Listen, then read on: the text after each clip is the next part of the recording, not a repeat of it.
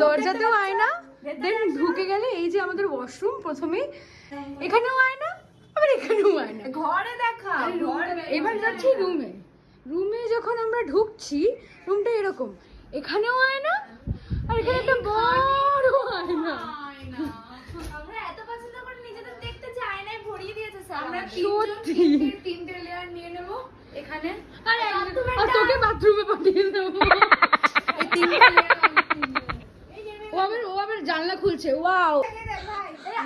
এসিতে আয়না নেই এ বাবা। কি এটা যেন সবকটা খেলা পেয়েছিল, মানে শুধু সবকটা না, আমিও ছাড়িনি অবশ্য, বেশ ফান লাগছিল এটা করতে।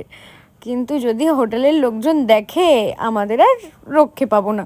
তারপর এখানে জানলা ছিল, তাই জানলাটা খুলে ভিউটাও দেখছিলাম।